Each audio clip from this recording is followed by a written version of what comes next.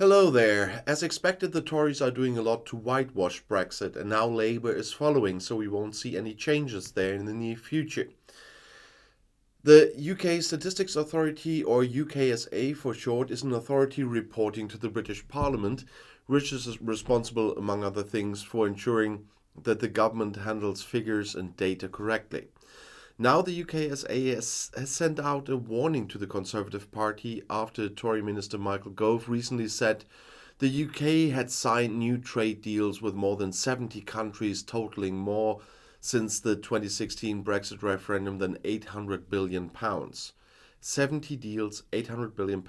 Fantastic Brexit, isn't it? Unfortunately, 99% of the deals are temporary extensions of the EU-era deals, and the few new deals are proving worse for Britain than before. As a member of the EU, Great Britain also had almost 700 agreements. That means 10 times as much. And the true effects in reality are now becoming more and more visible.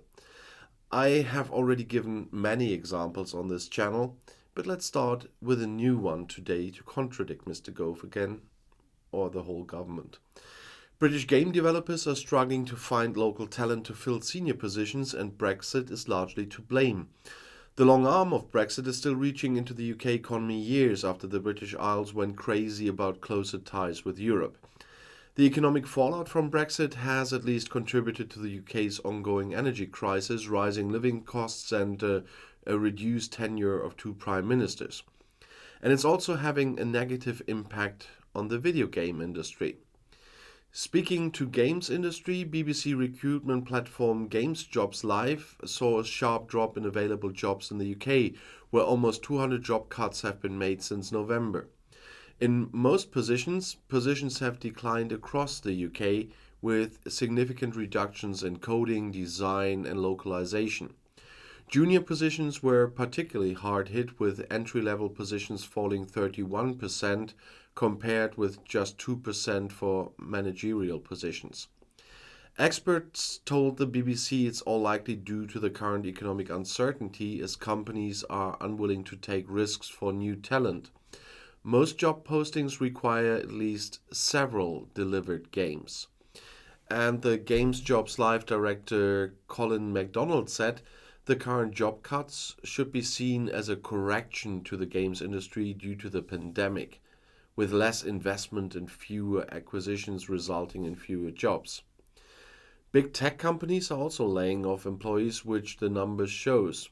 McDonald's also noted that Brexit continues to affect employment figures in the games industry.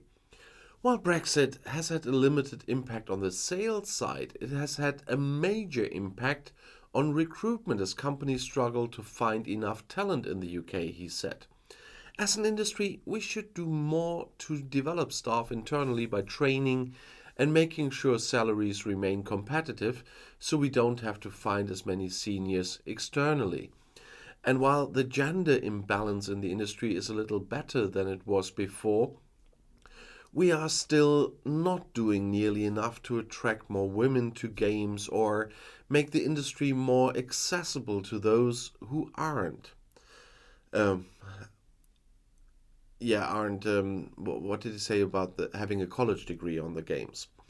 On the plus side, the report states that the games industry is still quite healthy even in the UK, and the global outlook remains positive. But still, it's another tiny example of the tons I've given you already, that Brexit is a gift that keeps on giving. And I'll see you in my next video. I'll be back.